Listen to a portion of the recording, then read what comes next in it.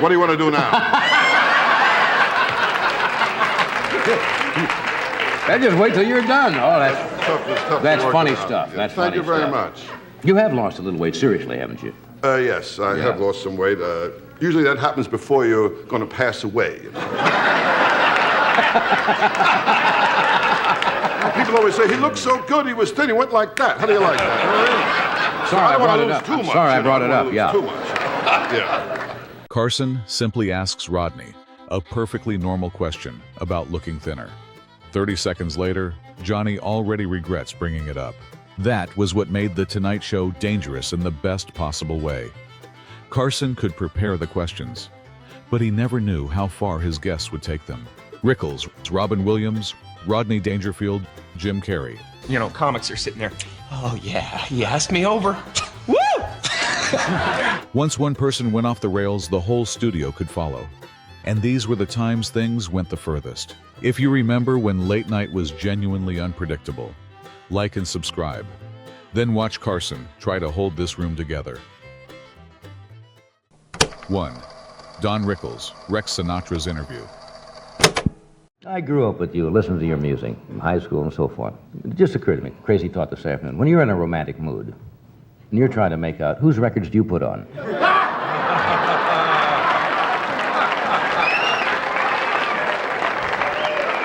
I've spent a lot of nice evenings listening to your music, and I just wonder who Frank listens to. Oh, I play Jerry Fail or some of those.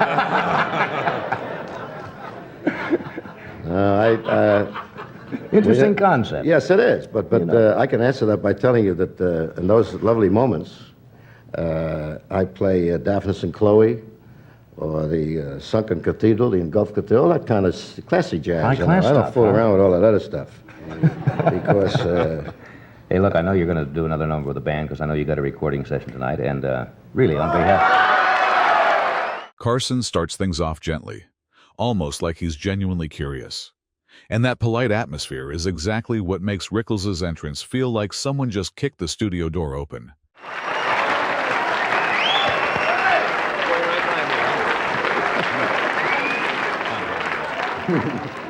Gee, you look good, Don. Well, that's it for me. Why don't you guys get with the band? Hey, Frank, it's good to see you. I just was hanging around in the hall, and they said Frank Sinatra's here, and I've never met him, you know. And I get the chills. You'll excuse us, won't you? Certainly, certainly. Marco Mangananzo was hurt. Rickles shows up as if this isn't a talk show at all, but the hallway of an old friend's house. Within just a few lines, he has already pulled Carson out of the driver's seat. Bambino Bombazzo, 2 bullets in the head Thursday.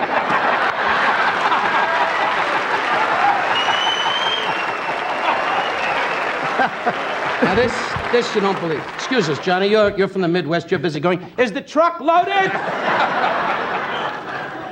Guido says hi. He hasn't had a chance to talk to you. And from Jersey City, your good friend, Bubani Umbazzo. What's his name? He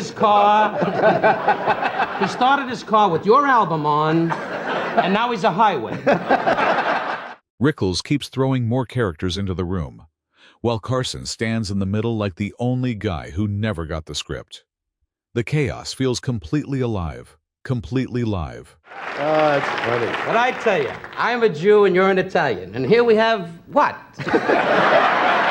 And this is a great Irishman. This is America. Yes, sir. And that's why I just want to say, before we go any further, for 14 years, Johnny Carson kept saying, do you really know Frank? And I want you to know, Frank, I worship you and I love you. I really mean this, because since I'm a kid, I used to blow in girls' ears and hear you go, la-da-da-dee, and do it my way. I need a girl so bad. A Jewish man, an Italian, and an Irishman sitting on the same stage. Underneath the laughter, there's something genuinely warm about it. Rickles is wrecking the show while somehow pulling the whole room closer together. He's ill. But you just got married, Frank. I just can't picture him on the wedding night standing in the room going, and did it all, and I suppose it's my way. And Barbara, his wife, is going, Frank, when you get a minute. God bless you. He just got married. Hey. This is Rickles at his most dangerous. He genuinely respects Sinatra, but he refuses to let that respect make him behave. Late night back then had moments when even Carson could do nothing but let the bomb go off. This is the most exciting night in the years that I've known Johnny Carson. He started me on this show. This is the most exciting night, and so help me, it's a great night. He was even nervous because he came to me and said, and I said, you are a powerhouse, and Frank, I love you.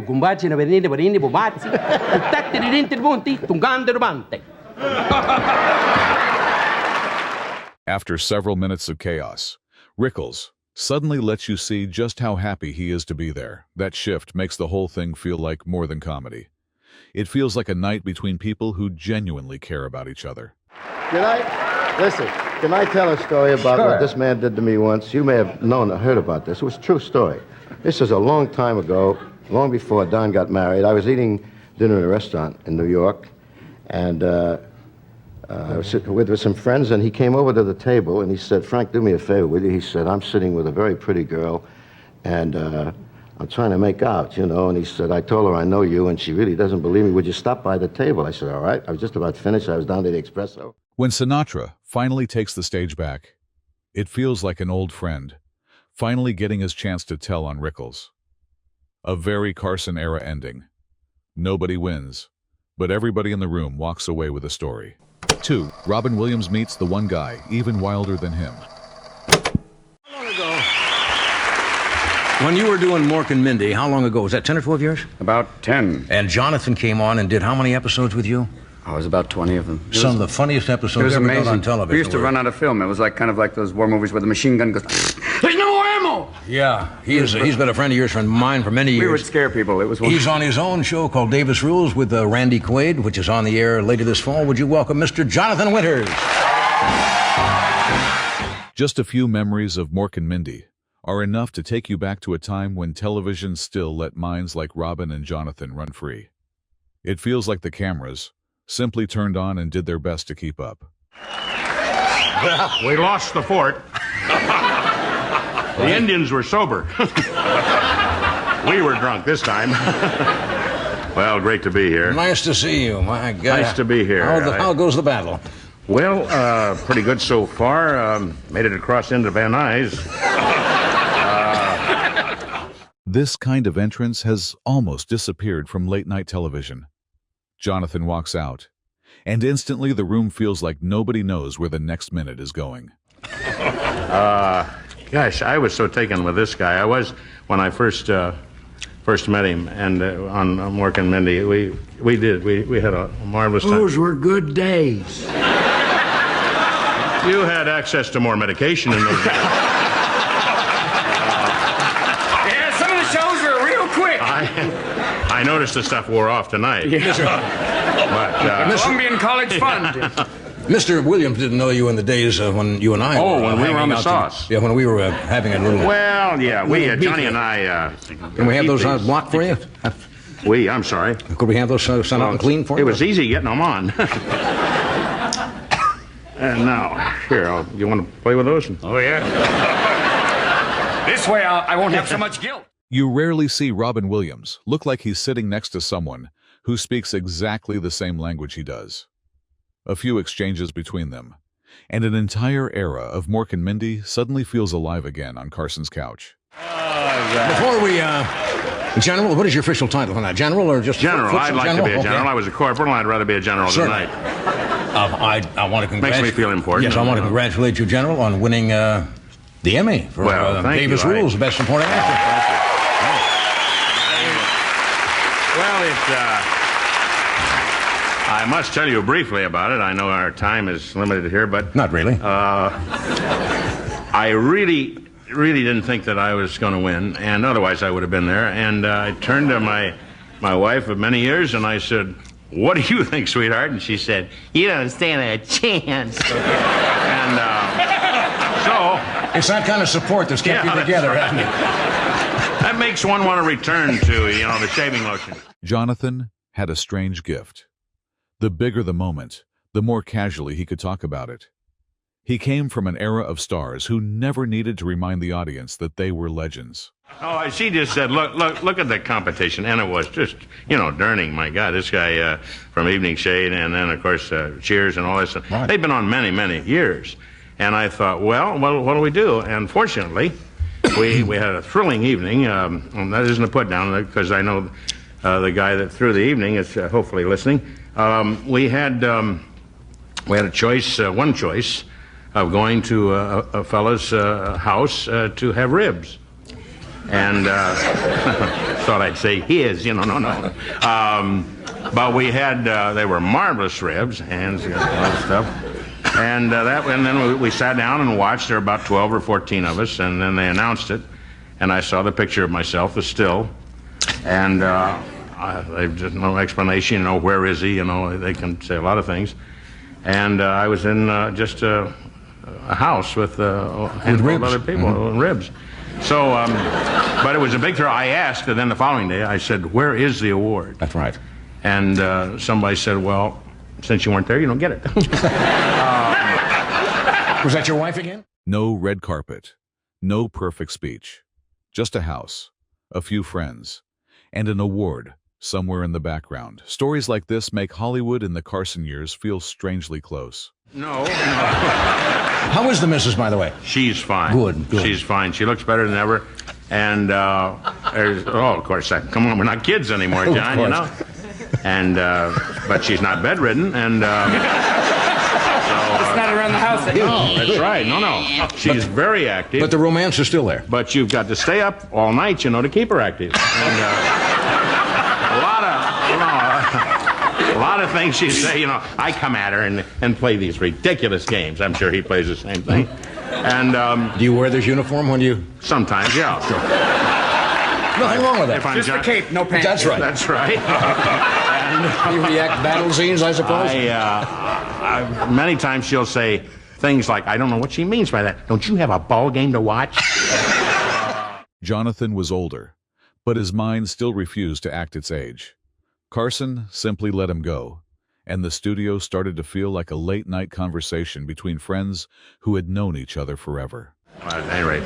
Yeah. Now, how do you deal going down doing the show? As you say, you're not as young as you used to be. A lot of stress doing the show. Yeah, there is a lot of stress. You take your painting materials down there? Oh, no, there's not that time.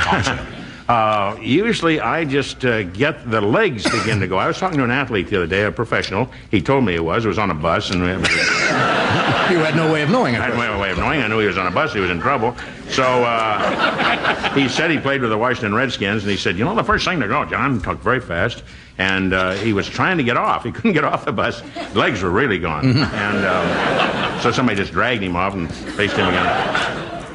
But any rate, he said the first thing to go are the legs. And I find that at 6'5", you're on these hard floors, legs go. Yeah. They really go. The mind, of course, that was gone a long time ago. I don't know about that. There's something both funny and strangely beautiful about hearing Jonathan joke about getting older. Time had clearly passed. But the thing that made him Jonathan Winters was still completely intact. You get back to Ohio often?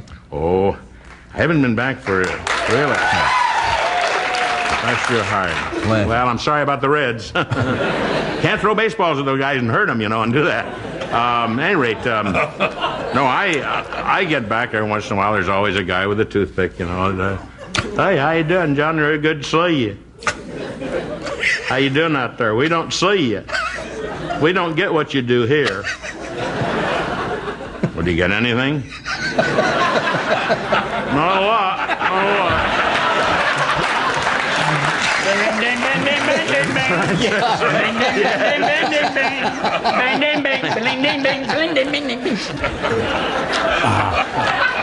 The only thing in my section of Ohio, the river's dried up. Fish are just there in the dust. They're good eating, though. That's Already get yourself some trout jerky. It's like a chicken, if you hit a chicken in the road, we used to just throw it in the back of the pickup. Take it home. Get yourself some Tennessee pizza. By the end, it almost doesn't matter where the conversation is going anymore. Jonathan, Robin, and Carson just let it wander. And that freedom is exactly why old late-night television can still feel so alive. 3. Jim Carrey turns Carson's couch into a cartoon. You know, I had forgotten, I just mentioned, your first time on this show in American television was 1983, and somebody said, and you didn't come over afterwards. No, I was devastated by that. And somebody said you were devastated because I guess that was a sign of you didn't make every it. comic, you know, they dream on couches all across America. People are, you know, comics are sitting there. Oh, yeah, he asked me over. Woo! So after they finished the stand-up... Yeah, he gave me one of these. Yeah. And I went straight to the bathtub. Yeah. Some comedian actually told me once he didn't even give me one of these when he walked off and says he didn't give me it. Now, there was no reason that you didn't come over because the show runs long or something. So anyway, you're here now. I'm here now. There's something very old school show business about this moment. A young comedian once sat there, hoping Carson would invite him over, then returned years later when the whole country was starting to know his name. The couch was still the same. Jim Carrey was anything but. I'm here now. Third year of Living Color already? Yeah, third year. It's getting pretty wild, actually. Now people are starting to follow me around and stuff. You have a wide range of things you do. You have you're pliable. Your face. You're about like 160 pounds of silly putty. The way you move around. Did you start as a kid like we all did in school? Yeah. Doing voices, faces, I was just out of control in the classroom, basically. There was one teacher, though, that learned to harness it. And she had a great idea, which was, well, if you're cool, you know, if once you finish your stuff, if you don't bother everybody, I'll give you 15 minutes at the end of the school day. So I just kind of finish my work first and gear up for my set. Start writing my monologue. And would actually get up and do that? Yeah. Hearing Jim remember school makes it clear that Hollywood didn't create that energy. It had been there all along, just waiting for a room big enough to hold it. I'd have to get up momentarily for this. You can get up, or get up unmomentarily, or whatever. Okay. See if you recognize this. It's my impression of Wile E. Coyote walking away from a bad fall.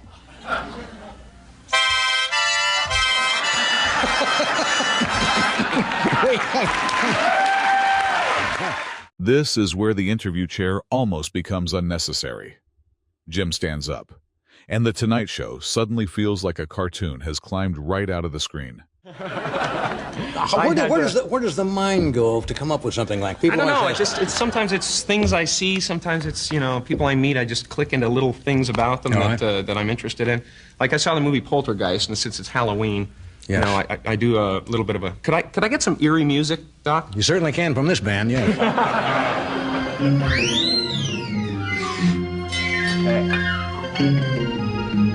This is a scene from Poltergeist.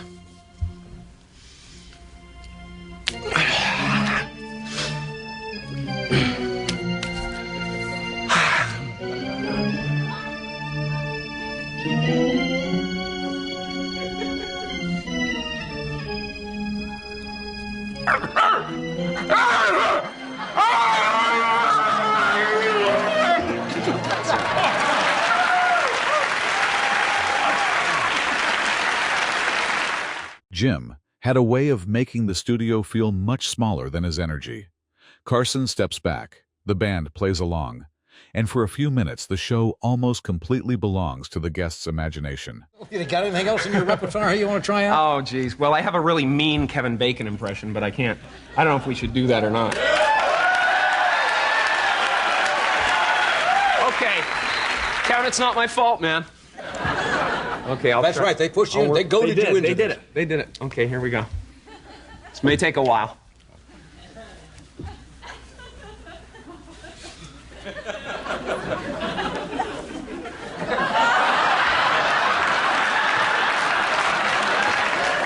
Kevin Bacon is Batman!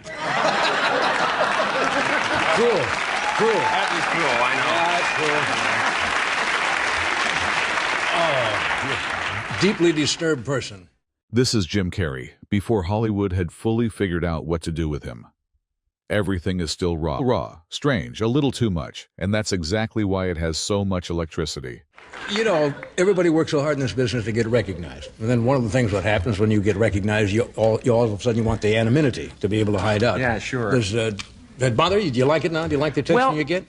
Oh, I like it. I like it a lot of the time, but sometimes it gets a little weird. Like I'll take my wife and little girl out for to shopping in the mall, and kids will start to gather. And say, do the so-and-so. Yeah, right? do that. Do that face you do, man. No, come on, man. Hey, guys, look at this. Do the thing, you know, the face that makes everyone want to throw up. Come on, man. And then if you don't do it, you say, well, I'm out with my family. I don't want to create a lot of attention. Right. I don't want to divert attention on us. And, you know, they'll begin with the guilt trip. Then Yeah. they'll go, oh, wow. After all the transformations, the story suddenly gets smaller. Success had arrived, but Jim was already learning what it felt like to have his television persona follow him even when he just wanted to be a normal husband and father. How old's your child? She's 4 years Do old. they understand your father, the silliness that you do? She does, oddly enough. Yeah. Well, 4 years old. She's a total ham. Oh, she'll be sitting at home going, why couldn't I go? You know, watching this tonight. Yeah. Sure. So you know, have she's- the one child? Yeah, little 4-year-old girl, and she's, you know, I'm terrified, basically, of the whole school thing is really terrifying to me. I've been, you know, I put her in preschool. Right? Yeah, she's been in there for a year and a half, actually, and she never comes home, which is great. No, no, but I've had her in there, you know, and, but I'm still terrified. It's like a nightmare of, you know, Lord of the Flies or something. You know, we teach her stuff, and we're afraid that she's going to be untaught. Fathers have that relationship, especially more with little girls. I Yeah, think, but than they do with guys. it's like, you know, we taught her, I don't know why we taught her this, but we taught her to say TT, you know, as a bodily function. Yeah. You know, and you know, now I'm having this nightmare that she's going to go to school and she'll be, like, surrounded with kids, and they'll be going, well, look what we've got here. New meat. Looks like it's time for a little initiation. Grab the teddy bear! You know, and then they'll go, now. That was also something Carson did incredibly well. Letting someone who had just blown up the studio suddenly become human again for a few seconds. Behind the rubber face was still just a dad worried about his daughter growing up. 4. 3 animal stories blow up the studio. I've been hornswoggled, folks. Yeah. Or snookered or whatever. Anyway, I'm going to tell you 3 animal stories. Animal stories, all right. Yeah, okay. The first one is a guy's driving a car, and he's going about 40 miles an hour, and he looks out, and there's a chicken running alongside the car. And he looks, you don't believe a chicken, and he goes a little faster, and he looks, the chicken got 3 legs. See, now he hits 55. He don't go more because they hadn't passed the law yet that certain places you can go 65. 55, the chicken shoots in front of him, cuts in front of the car, runs up an alley. This is also farmer stories. Yeah. Yeah, he runs up the alley. Guy turns around, goes up the alley. Farmer standing with a bib overalls. Can I help you? He says, yeah. A chicken with 3 legs was going so fast that he passed my car and run up in your alley. He says, I know that. That's my chicken. I raise 3-legged chickens. He says, why? He says, do you like a drumstick? I do. Does your wife like a drumstick? She does. Or perhaps you have a guest. Maybe Ed comes over and likes a drumstick. Gee, I never thought of that. How do they taste? He says, we don't know. We never caught one. These jokes move at a very different pace from comedy today. No rush, no fear that the audience will leave. Just a slow walk into an increasingly ridiculous world. And a Carson-era audience was willing to sit there and wait for it to explode. Now, We don't know. a woman from the city goes to the country and she's at a farm. This is an animal story. I understand that. With a farmer thrown in. Okay, got it. Okay. And she says to the farmer, why doesn't that cow have any horns? He says, ma'am, there are many reasons why a cow don't have horns.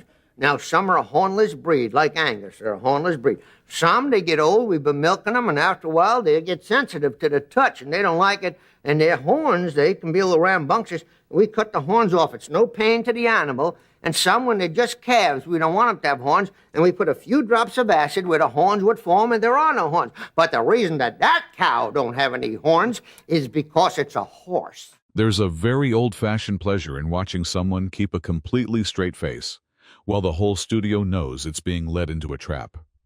Those pauses used to be part of late night, not something that had to be edited out. See, that had an animal and a farmer. Very good, a combination joke there. Okay, this guy is hunting for ducks. He's not the farmer, and he's not the animal. The duck is the animal. All right. Shoots a duck. The duck falls. A lot of you people want to conserve ducks. and you're worried it's only a joke, the duck didn't really die. And you conservationists, I'm sure you're all pure vegetarian and don't eat meat or anything like that, and you're so worried, I hope a butterfly flies up your nose and you're choked to death. So now... This is where the setup starts fighting against itself. A simple story keeps opening new side roads, and the room has no choice but to follow. Exactly the kind of chaos that can't be written too neatly on paper. Oh, laser cut cone right in your brain, and I can't think of anything but webbing. So, now this guy shoots a duck and it falls and hits a barn and goes into a guy's yard. So this guy he climbs over the fence and he goes into the yard and he's trying to get this duck. And this farmer come out, big guy, bigger than the guy with the chickens. Big guy. He says, "What are you doing in my yard?" He said, "I come to get the duck." He said, "That's my duck." He says, "It's not your duck." He says, "This is my yard. That duck fell, hit my barn." He's laying there. He says, "Yes, but it's not your duck. I shot the duck. I've been out hunting for a couple of days." He says, "Give me a break. You know, I'm from the city. You're from the city. Well, you don't understand about property, do you? It's my property. It's my duck. However, I'll give you a chance at the duck. We can settle this country style." He says, "Country style?" He says, "Yeah." "Well, how do you settle a country style?" He says, "How? I kick you in the groin." The guy said, "Oh." "And then you kick me in the groin. And we take turns kicking each other in the groin. Who's ever left keeps the duck." The guy said, "Well, if that's what I gotta do." The farmer says, "I go first," and he hauls off. Wham! And the guy goes, "Ha ha! Ha ha! Whoa! Whoa!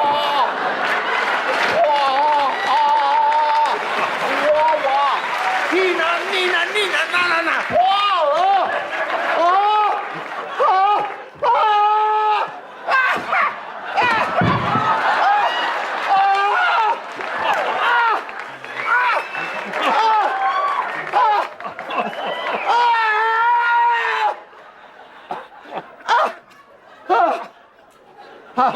About half hour has passed, and he says to the farmer, well, I guess it's my turn." And the farmer says, "You could have the duck." Today, a producer probably would have given the cut signal a long time ago. Here, the story is allowed to keep going, getting more dangerous the longer it lasts, until the entire studio is basically being held hostage for the ending. That is First time I ever see a duck have a drink. God, that's a funny story. You can have it. John, look at this. Oh, yeah, all over. It's so nice. But I went out and got a new suit. Wasn't for it the worth show. it? Wasn't it worth it for that laugh? No, Oh, John, come on it's now. not worth it. You know what they charge to clean a suit now? A lot more than you pay for this show. I'll tell you. Sometimes the most memorable part isn't the story, but the few seconds after it, when everyone is still laughing, the storyteller still refuses to stop, and the show has to pick itself up and keep moving. 5. Rodney Dangerfield fires jokes faster than Carson can breathe. What a crowd, what a crowd. I'll tell you that. They're nice people tonight. They're all right. Thank you very much. They're all right. I mean that, you know. And you know me, I love crowds. I mean, when I was a kid, my house was always crowded, always people around. You know, I come from a big old-fashioned, hard-working, stupid family. That's what I come from. What a dumb family I got. Are you kidding? I looked up my family tree. I found out I'm the sap. My old man, he was dumb too, my old man. He worked in a bank. They caught him stealing pens. Rodney doesn't need a warm-up. He walks out like life has already beaten him before the show even started, then turns his entire family into fuel. Carson just opens the door and lets the storm of jokes come through. Something, you know. My doctor told my wife and I we should enjoy sex every night. Now we'll never see each other.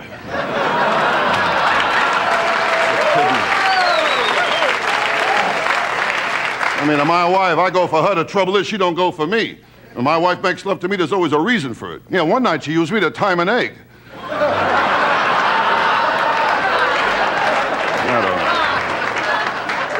And my wife, she keeps me broke, too. It cost me $2,000 for her nose job. I'm sorry I punched her. With Rodney, even home is never a safe place. The world he builds is always working against him, and Carson's audience already knows that the second he mentions his wife, trouble is coming. No, I tell you, nothing goes right, you know. Well, yesterday was a beauty. I asked a cab driver, where can I get some action? He took me to my house.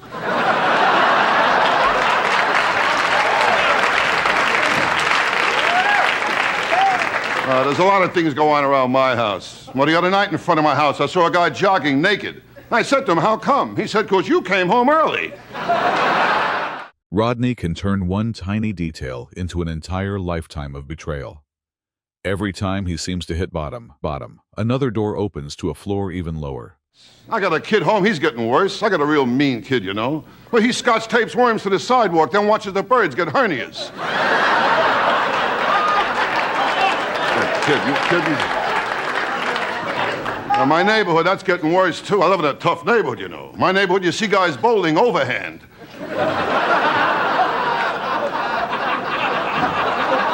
What a neighborhood. Well, last week they put some new sidewalk in front of my building. I remember when I was a kid, I put my handprint in the wet cement. I forgot I'd do it again. I'll tell you, it's a weird feeling, put your hand in cement, and you feel another hand. This is New York through Rodney's brain. Kids, neighbors, concrete, everything can turn around and attack him. It feels like a dark sitcom running at stand-up speed. I tell you, my neighbor don't get no respect either. No respect at all. You kidding? Get no respect from anybody. That's the way it works out. I bought some rat poison. The girl asked me, should I wrap it up? You're going to eat it here. I mean, the girls always gave me a hard time. I'm not a ladies' man, that's why. You kidding? I know I'm ugly. I stuck my head out the window, got arrested for mooning.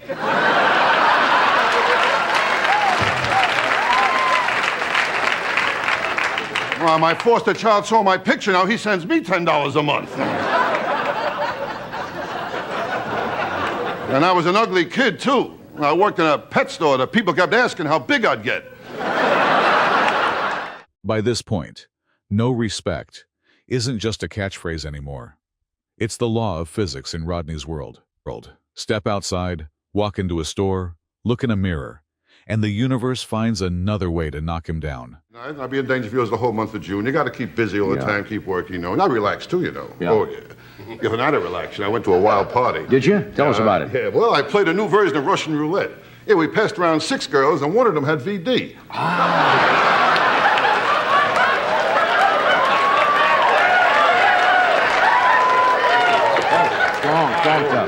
No, you got to relax, Johnny. I traveled too. I've been to Europe, you know. Oh, really? Sure. I was in England. English people are weird, you know. I told the cab driver I'd like to see the Queen. He told me later on he'll meet me for a drink. Weird people over there. Weird. And drinking, that's my big problem. Oh, I'm a still bad have a drinker. taste, Oh, yeah. yeah. I tell you, the other night in Vegas, I got loaded, Johnny. I shot dice. I lost $1,000. Oh. I got even, though. I stole 400 sweet and lows, you know. No, I'm a bad drinker, Johnny. I mean, when I drink, I don't know what I'm doing. Yeah. The next day, I usually wake up in some strange place with a kid with an accent playing with my feet.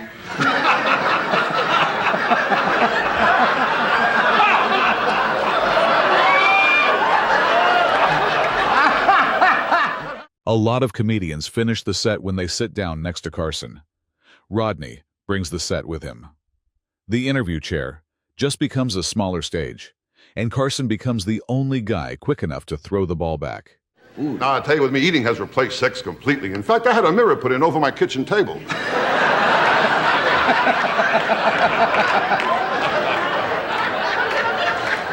Oh, the other night I was embarrassed. While I was eating, my kid walked in. I grabbed my napkin. I covered my main dish, you know. Now, I tell you what, me, Johnny, I'm a kind of guy, like, certain times I like sex, you know? Like after a cigarette. No, my wife is different. After we have sex, she never wants a cigarette. She says one drag is enough, you know?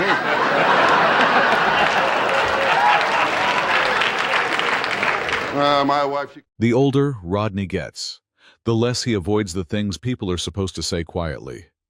That lack of shame is part of what makes late night from this era feel more dangerous. You really don't know how far the next line will be allowed to go. I got all kinds of problems, Johnny. My daughter got pregnant from eating chicken.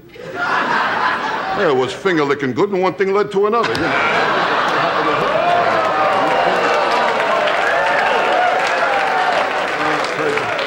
Now, the way kids carry on today, it's awful, Johnny, Yeah, awful. In man. fact, I was talking to my friend, the doctor, Dr. Vinny Boombachi. How is it? How He's is fine, he's fine. Doing great. The doctor. How is the doctor? Fine. He told me last week in his office he got 6 cases of VD. Oh. I mean, he's all right now. Oh, he's a strange doctor, Yeah. you know. No matter where it hurts you, he wants to kiss it, make it better. Hey, after he checked me for hernia, I had to change my phone number. Weird, doctor. Oh, weird. I'll tell you, Johnny, life isn't easy. Not easy It's life. tough, You tough know life. that. Tough life. Today's been a terrible day, too. Has it really? Got up this morning, picked up my shirt, a button fell off. Picked my briefcase, the handle fell off. I'm afraid to go to the bathroom.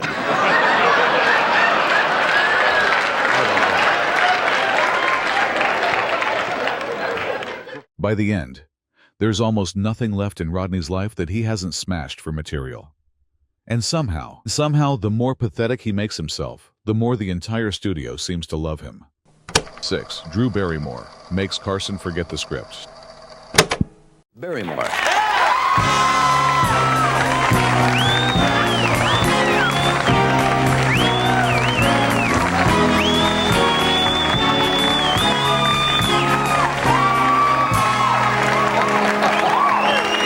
Well, that's a pretty funny entrance. Did you rehearse?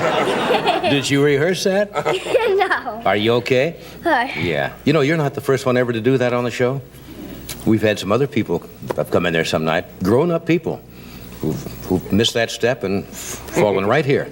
It's probably my shoes because they're real slippery. Are they? Are they brand new shoes? Yeah. A 7-year-old walks onto the biggest show in America and immediately makes an entrance no rehearsal could have planned. Carson doesn't try to fix the moment.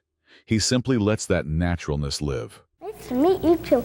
I've been waiting all my life to meet you, and I finally Of your whole life.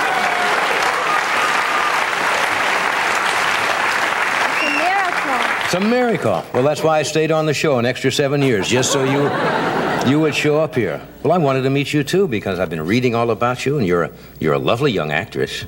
Thank you. Yeah, you look very nice. Yeah. Do you know I stay up till a couple of hours to watch your show? Do you really? Just because of you. You're kidding. No. Oh, come on now. Are you serious? Mm-hmm. Do you understand all of the jokes? Some of them. Well, you fit right in. There's something incredibly sweet about 2 generations of television sitting across from each other like this. Carson is already an institution, while Drew is still young enough to talk to him like someone she watches at home every night. He doesn't know what Drew is. Yeah, you have a pretty smile. You have pretty teeth. Thank you. Yeah, very nice. You know, tell me if you noticed this. It would be kind of easier to talk without my teeth. What are you talking about?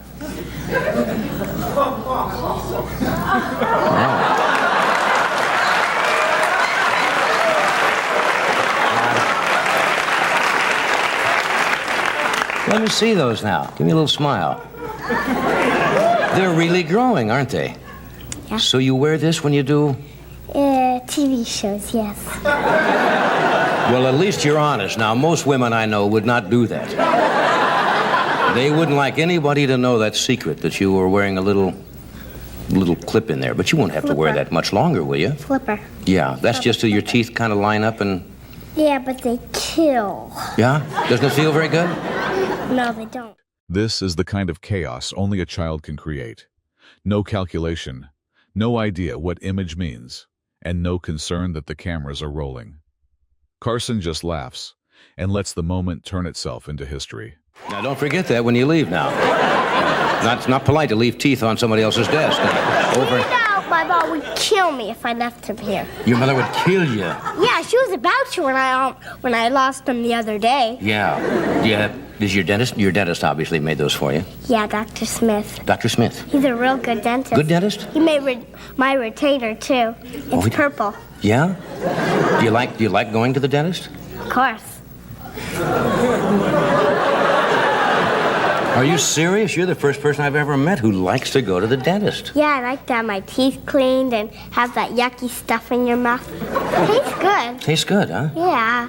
Yeah. You know why I like going to the dentist? Why? Guess. Okay. Carson had an incredible ability not to talk to Drew like a child star. He simply follows whatever road she opens.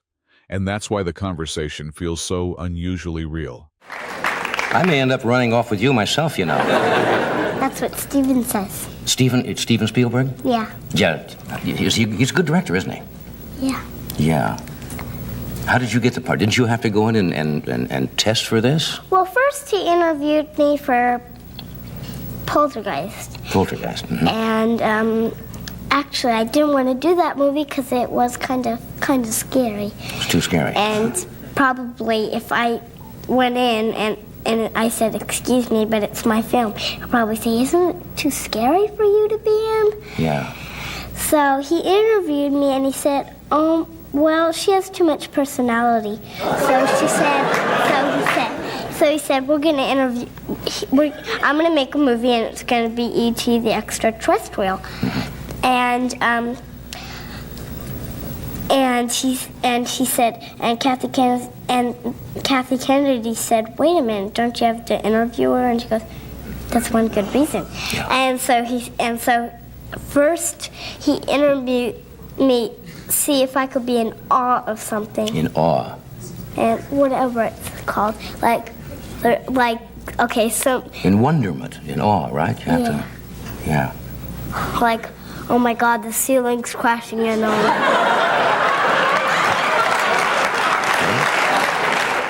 Any interview suddenly becomes a second audition, simply because Drew feels like playing. The line between interview and playtime disappears. The studio just becomes her room. That's good. That's all. That's all. And then he tests me to scream. Ah. Can you scream good? Okay. Can you do it? Just give me a scream. Okay. Just. Guys, ready? Okay, we're ready.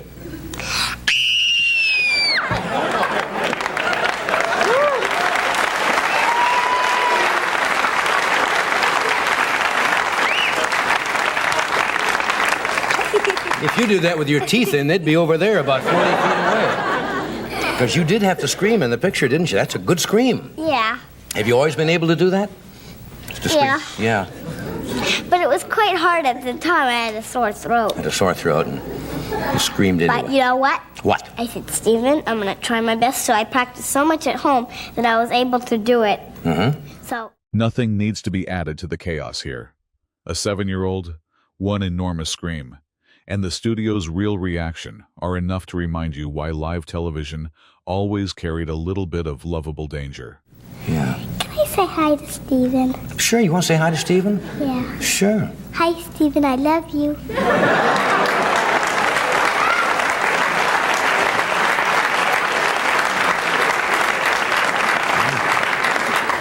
Second best again.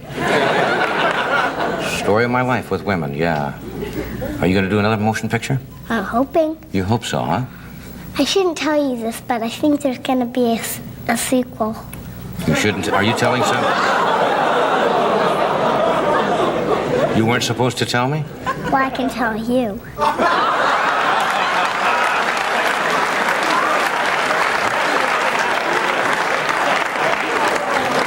I'll keep it just between us, then. That's fine with me. That's fine with you. There may be a sequel to E.T., huh? Yes. Yeah. Would you think if there is, you might be in it? Kids don't understand PR strategy. And luckily for us, Drew didn't either. Carson hears a secret slip out on the air with the exact expression of a man who knows he's just been handed a free gift. No, I didn't know that. Okay, can I sing it to you? Well, you sure can. Okay. It's about your face.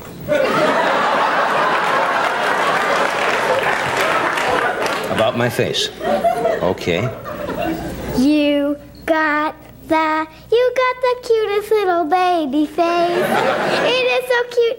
No one can take your place. Baby face, baby face, baby face, That's all.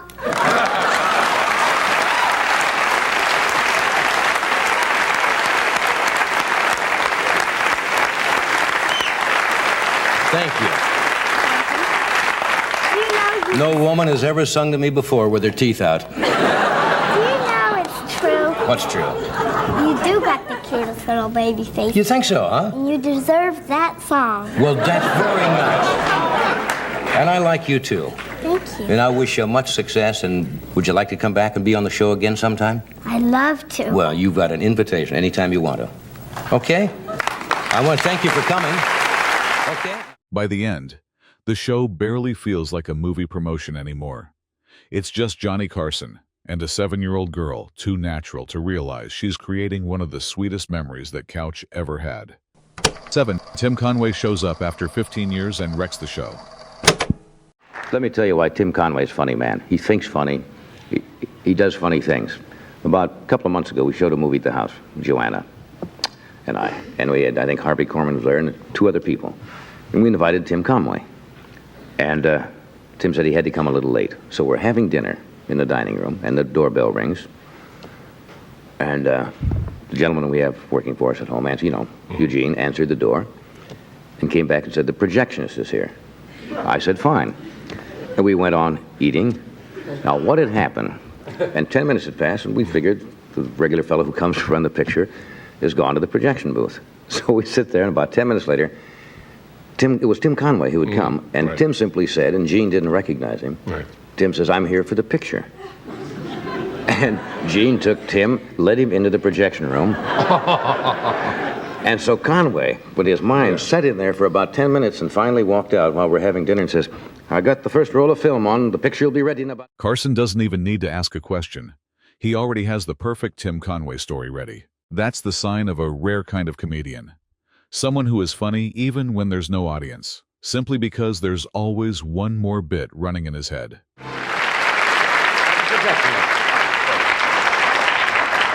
I wasn't going to come out all evening that night. I felt, what the heck, it was a lot better in there than going out and eating with Harvey. But that was a weird night. The man actually said, are you here for the picture? And I said, yes, and he put me right in the projection room. And you sat there? Yeah. Well, I didn't know whether that's where he wanted me or not, so I just figured, since the first roll is on, I'll have it roll. Yeah. Look, I've been doing this show now. At the end of this... Hearing Tim tell it, the funniest part is that he doesn't even treat it like some great prank. It was just a normal night, an empty room, and an opportunity too good to waste on behaving normally. We have an anniversary show coming up. We're starting our 16th year. Mm-hmm. You have never been on this show. That's true. And I know we have asked you before. Well, I didn't know you did this.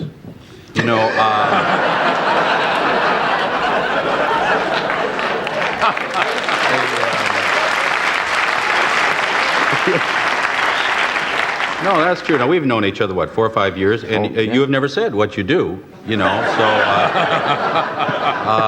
I just figured, and I never asked you, so I figured whenever I came over the house, you just wanted people in the business coming over there eating and running films and things, so but they mentioned it the other day that this is what you do. This is what I do for a living. Nice. Yeah, got a band and everything. This is chemistry you can't fake through booking. They had known each other off camera long enough for Tim to make his first appearance in 15 years and behave like he had simply stopped by Johnny's house for dinner. For what? Well, I thought you knew something about my private life. No. Yeah, that was the Emmy it's Award always last exciting night. for me to be even connected with the Emmys. I think it's a great organization, and I'm very excited about winning that award, and my salary hasn't even doubled yet. Nothing happened? Nothing has happened. I saw Corman. Corman got up. He tried to start and tried to get a standing ovation going. Yeah, it didn't go too well, did it? No, he was the only one. Yeah. Harvey stood up, and you looked out, and nobody... There was Corman, and finally Harvey sits down, and... Yeah, he's embarrassing. Just before I went on, the director, Bill Carruthers, who I thought did a sensational job at the Emmys, he said, we are really running long. He said, don't go out there and horse around, just go out and say thank you. And I said, okay.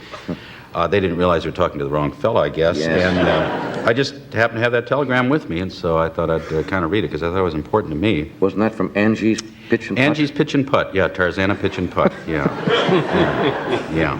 And I also have a friend, Ernie Anderson, that I've known for about 16 or 17 years from Cleveland, and that was his telephone number I gave. Yeah. because he said, mention me if you win, so I thought that would be the best way. That was a real number? Yeah, real number. Yeah, he's still getting calls. Incidentally, if you didn't get that number, it is... Tim had a way of making anything formal feel slightly dangerous. Put a microphone in his hands at a major award show, and suddenly it feels like somebody accidentally handed live television to a prankster. But no, and those are the only children I had to play with. Yeah, no brothers or sisters. Yeah. Were you in school plays like I was? You know, doing the... I had a funny thing. I used to get physically ill whenever I appeared in front of people. And as a matter of fact, on the first time I did the Gary Moore show, what was the other guy's name that was with Gary? Durward Kirby? Durward Kirby. I actually, before going on, did something on Durward that he has never forgotten. Because I would get very nervous before a show, and then when they would mention my name, it started in football. They would say, number 21, here he is, right guard, whatever, Tom Conway, and I would actually get sick. I'd just go over to the fence and get ill. So then they stopped giving my name because they thought that was the problem. Number 48, yeah. I want the number. And it got so I would even do it on the number. So... there are, I know people I like had actually forgotten about, excuse me, but I had forgotten it. But I really was not going to get into the business because of that. That's interesting. I know a lot of people who are performers now who found it excruciating to appear in front of people. Did you get the feeling that all the attention was on you? When it really isn't. You know that about being self-conscious. People aren't really concerned about themselves. But people who are self-conscious think that all the attention... I guess I am then. Yeah, that must be it. Because How did you overcome that? Well, I told this to a guy, and he said, why don't you go to a doctor, and he'll straighten it out for you. And the doctor said, he talked to my wife, and he said, what you should do is occupy his mind before he goes on. So I went to one show, and I noticed that she was talking a lot and kept saying, but she was telling me about a lot of bills that we'd run up. And I actually got sick about the bills that we were running up. And did the thing on your wife? I don't know, it just kind of went away. And it went away once, and then I never had it again. Looking back, it's strange. One of the calmest faces comedy ever had once struggled just to have his name called in front of a crowd. Stories like that turn a legend back into an ordinary person. Loneliness. Yeah, but fortunately a lot of people ask me over for dinners and things like that. Sure. Kind of occupies my mind. But you have a large family. 6. Is it that many? 6. Yeah, I guess it's 6. I don't... 6. Well, they're not brought to me till they're 10, so...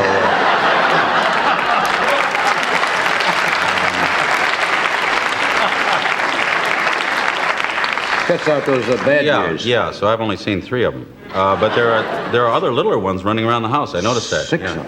Yeah. That's a big family. Yeah. Well, I can't sing or dance, and obviously with 6 kids I have no sense of rhythm, but...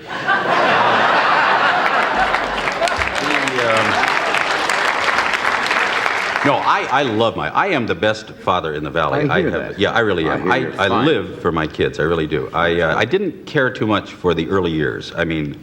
But I got right in there, boy. I went through the diaper thing in the toilet there and everything. And, and putting them in the can? Yeah. I was real close with a Roto-Rooter man for about, 4 or 5 years there. No, but I grew up with them because in this business, you have a lot of time during the summer and everything, and they're very fond of me, I think. I hope. Yeah. Because when I go to the old actors' home, I want them to come out on Sunday and... Don't we all? Yeah. Do something. Put you out there in the sun, put a little blanket around. Tim talks about family with the exact same deadpan that used to destroy Harvey Korman on stage. He never has to raise his voice.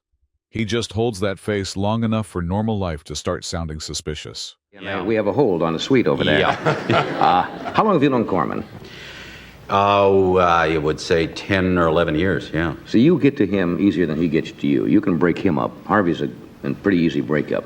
Yeah. At least for you.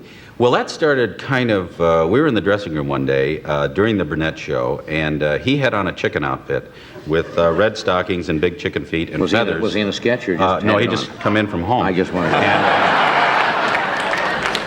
You never know. Yeah, that's true with Harvey. People. Yeah. And he had a big beak on that in order to talk, he had to pull it open like this. And I was dressed as an Avon lady. And I had on a dress and the wig and the pearls and everything, and these and the pantyhose and everything. And he had a personal problem, which he was trying to talk to me about. And he said, gee, I don't know what to do. And he was pacing up and down with this chicken thing on and talking like that. Yeah, and going, if I don't find a solution to this thing. And And I was sitting there listening to him, and I said, you know, would it be better if we got out of these outfits first? I just can't lock into this thing. You know? And, a man talking through chicken lips. And that kind of got to him. And we went out to do the sketch, and we never got through it because he just couldn't visualize these two guys trying to be serious in these outfits. And ever since then, it was kind of an easy target. Yeah, you can just give him a little, a little wink. We had a $50 bet going that if I could break him up, he'd give me 50, and if he could break me up, he'd give me 50. And he put 3 of my kids through school. Just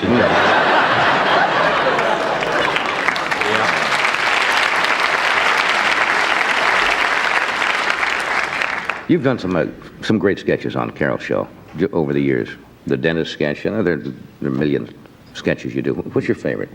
I think, strange as it may seem, the dentist sketch. That kind of all came out of spontaneity, really, because I knew I was going to do that with a hypodermic needle in my hand, but when that got rolling, then I went for the head and the leg and everything else, and just stayed out there because I saw Harvey was in pain too, and I loved him to be in pain. And so we just went with it, and I think it was one of those nights when people were laughing. You're brilliant when you're working. You really are. This is almost the essence of Tim Conway in one story. Somebody else tries to stay serious, and he only needs to spot one tiny crack to break it open. Once Harvey starts losing it, Tim knows exactly how long to stay there. You mentioned your special. Now, you must have something to say about it. You just didn't come here to listen to our band, I know that. I haven't asked you anything about actually this. I did. No, these specials on, well, you said it. It's on Saturday night, and it's Jonathan Winters, and Bernadette Peters, and the Marquis Chimps. I wanted to get somebody for Jonathan to work with. And strange, I think Johnny is as funny on this as I've seen him in a long time, because we just had a sketch where we let him go. I was a drill instructor in the Marines, and he was a private, and the only setup I gave him was, you're going to put together an M1 rifle, and I'm going to stay on you until you get this thing together. And that was the premise of the sketch, and he just fractured me. I mean, he came, well, you know. Well, as we all know. The man is insane. No, Johnny, when he gets rolling. When he gets going, and he did, he just came up with... Hearing Tim describe giving Jonathan a premise and simply letting him run tells you how much comedy from that era trusted the performer.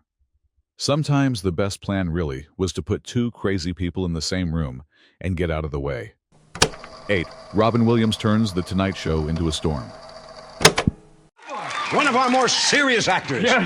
Olivier, yo. Never become attached to a house. Never. And the judge said, all the money. And we'll just shorten it to alimony for the people at home. Divorce from the old Latin word divorcarum, meaning having your genitals torn out through your wallet.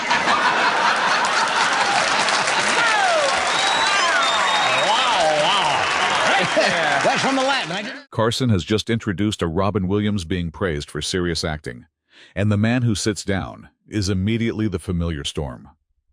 With Robin, the line between prestige and chaos barely seems to exist.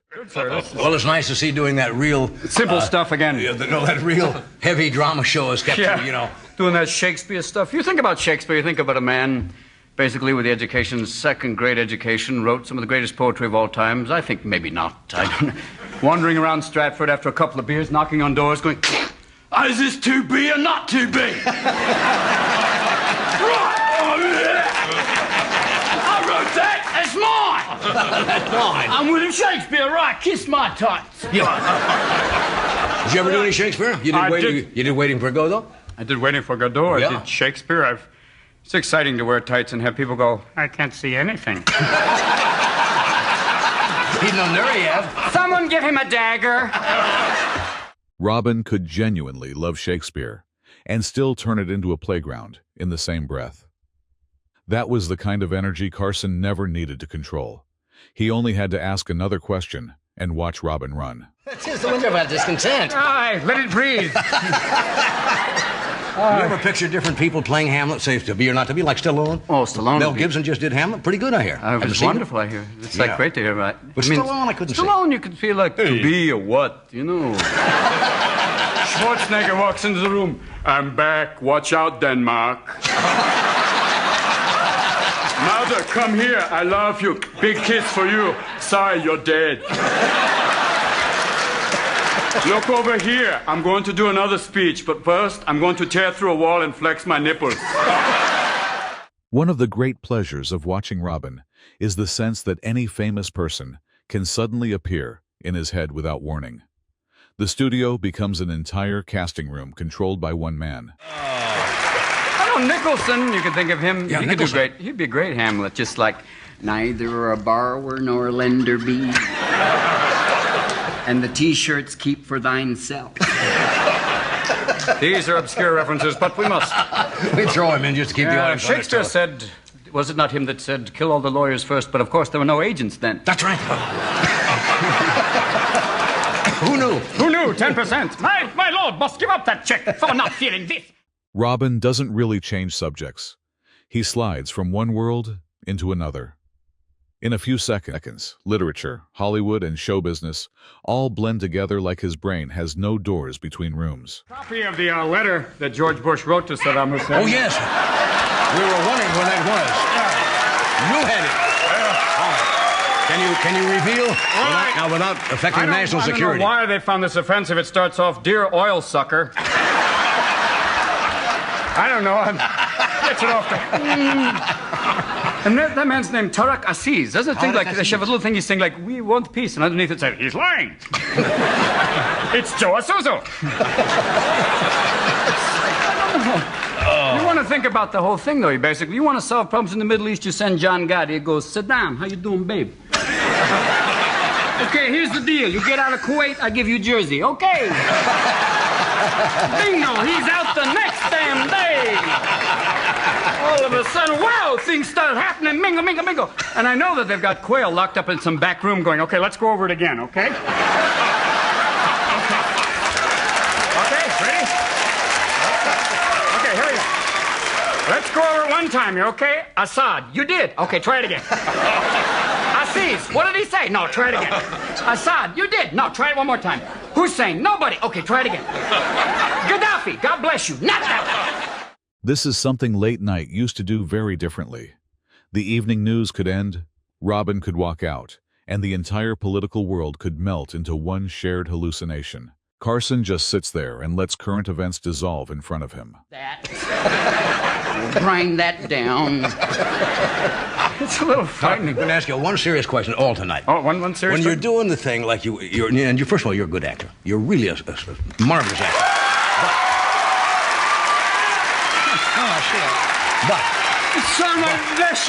I've been nominated twice. It's so nice to watch somebody else win. And they read the name and they go, and the winner for Best Actor is someone other than you. And you sit there and they keep the camera on you and you're supposed to go like, I'm so happy. Wouldn't it be nice? You could be really truthful and go. Robin always noticed the strange machinery behind Hollywood rituals everyone else had accepted as normal. In one moment, an award show suddenly looks like another performance nobody is allowed to refuse. this has to do with what we're doing right now. Okay. You're a serious actor. You're in a serious scene. I know how you work, because your mind gets going in stream of consciousness and you start firing.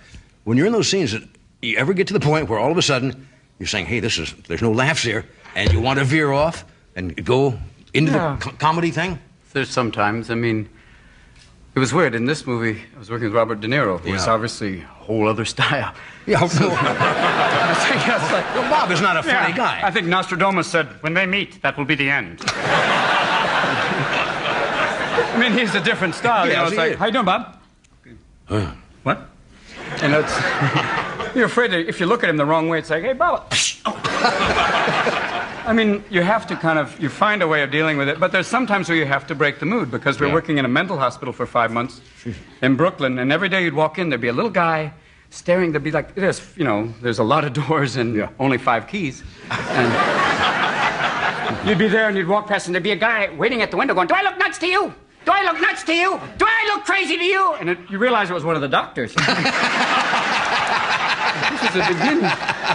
So you're walking into this environment and we were working in this place, and it was I guess a hospital where the bottom 2 floors were still real patients. Yeah. And we used a lot of real patients. We used, Penny was using schizophrenics and Tourette's patients. And it was a weird thing. The schizophrenics, she would direct them, and everything was fine until the moment when they said, it's time now. We're going to have to, because someone's talking in front of you. We want you to talk but not say anything. And all of a sudden you saw them look like. Robin talks about awakenings and De Niro, But the most fascinating part is the feeling of two completely opposite energies having to exist on the same set. One disappears into the character. The other almost seems incapable of ever stopping the broadcast. But there are times when, no, you have to break up, but there's other times where you can't. Did you ever meet the doctor that you're playing in here? Oh, yeah, he's wonderful. Oliver Sacks. He wrote this book, Awakenings, and he wrote another book called The Man Who Mistook His Wife for a Hat, which those of you who drink a lot are going, I've done that. She was a pair of shorts one night, too. And he wrote these wonderful books, basically about different aspects of the brain. And in this, he was there every day. Yeah. He's an amazing man. He's about 6'4". He's like a combination of Arnold Schwarzenegger and Albert Schweitzer. And he also looks like Santa Claus because he's got this big beard, and usually there's food in it that he's forgotten is there. oh, good. I forgot that. Tasty. And he's the amazing thing, as big as he is and as strong as he is, he's this very gentle and compassionate man who is brilliant, he called these people who basically have been in a comatose state for 30 years, and many of us are going, well, that's Ronald Reagan. But no, I think he's wrote about them from the point of view that basically they're explorers. He said that they came from they're in another state. They're exploring another dimension of thought. And of course, in the play, you played the doctor who was aware that there are people inside there, and then just over a period of time start to come out of their coma, right? Through this, he basically isolated that they suffered from this one disorder called encephalitis lethargica, which is, encephalitis is a brain virus. And this is a specific one that after the initial outbreak, which went through Europe and America and killed many people, but many people who survived, it had a dormancy period, and about 5 years later, they all of a sudden would start to freeze up and go into this like statue state. It would be latent that long, and then... Yeah, and have a dormancy period. And then it would come back, and then he woke them up basically with this drug that they use for Parkinson's patients, which is, it was a miracle. And he said for that summer, it was an amazing thing to see them. He has documented footage of these people who hadn't moved in a long time, but and the next thing you see them, they're like this. When the conversation turns to Oliver Sacks and the real patients, Robin visibly softens. But even in the most serious place, he still finds a tiny opening for laughter, not to break the emotion, but almost to let the room keep breathing. Looking back, what stays with you isn't just the punchlines. It's the feeling that a real studio could actually drift off course. A host was good enough not to pull it back too soon, and the guests were big enough to turn chaos into memory. If you miss when late night could feel like that, like, subscribe, turn on notifications, and tell us which moment you'd love to see again.